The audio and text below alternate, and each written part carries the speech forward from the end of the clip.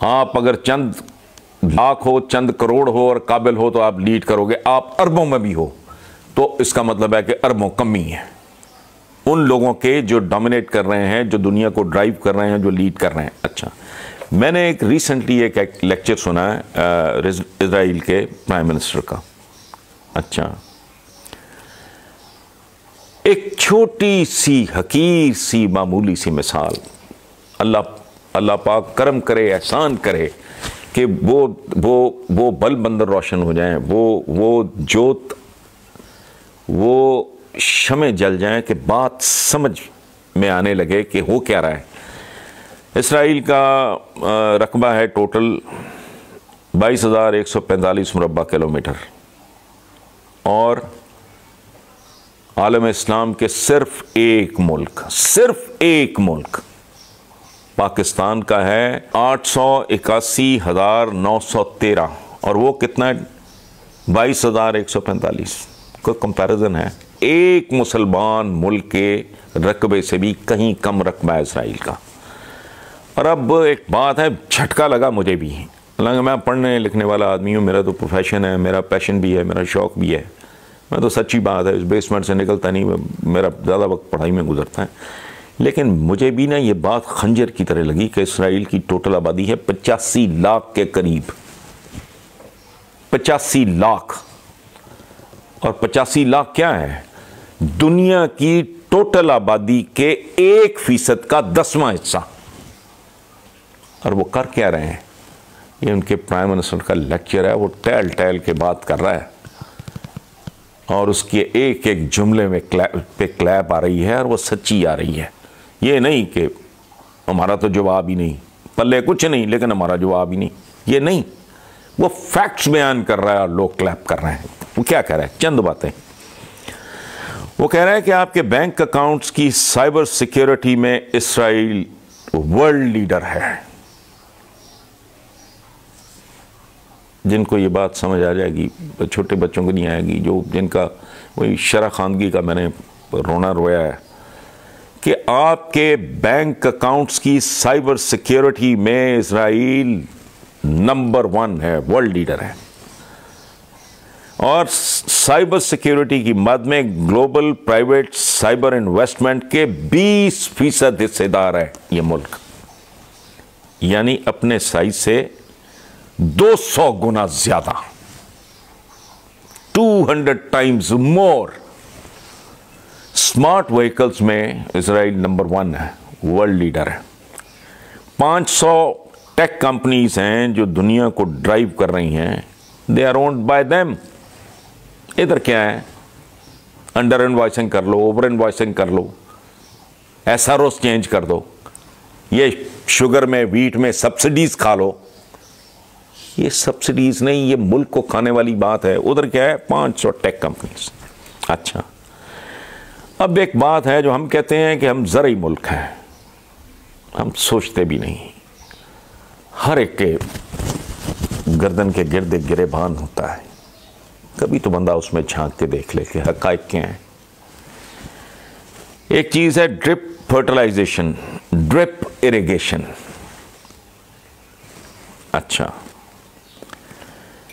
ये टेक्नोलॉजी की वजह से इस सुनने से ताल्लुक़ रखता है, ये शायरी है, ये मोज़ा है कि पानी की एक एक बूंद, मैं क्या अर्ज कर रहा हूं, पानी की एक एक बूंद और खाद का एक एक जर्रा सिर्फ उस पौधे तक उतनी मिकदार में पहुंचता है जितनी इंडिविजुअली हर पौधे की जरूरत होती है। यार सुभान अल्लाह, ये मुझसा है। यानी आपने 50,000 एकड़, 1,00,000 एकड़ फसल काश्त की है, पानी पौधे को इंडिविजुअली उतना मिलेगा जितना उसको चाहिए।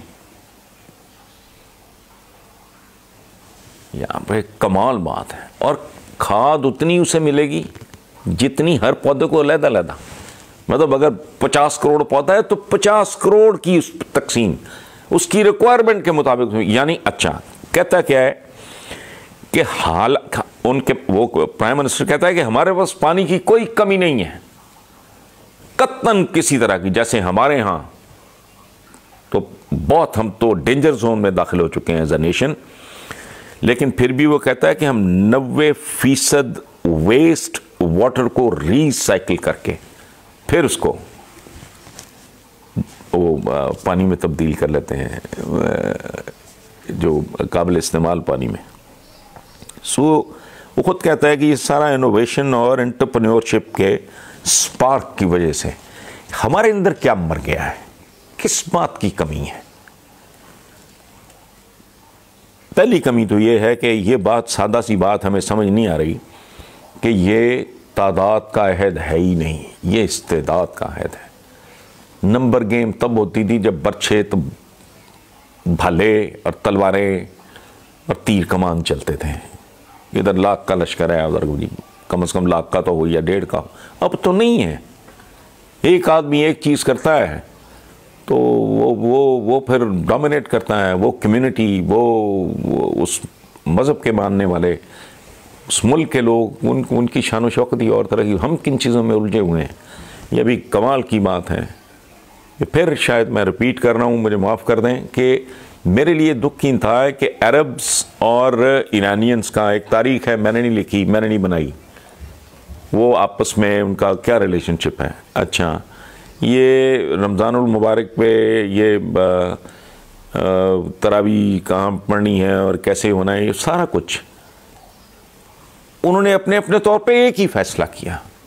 हमारे यहाँ जो कुछ है, लेकिन यहाँ मैं समझता हूँ मौलाना फजलुर रहमान को मुबारकबाद देनी चाहिए। मैं तो उनको सलाम पेश करता हूँ। उन्होंने कहा कि मैं घर पे तरावी पढ़ूँगा और घर में ही अपनी सौम सलात की जो पाबंदी है, तो माई हैट्स ऑफ टू हिम।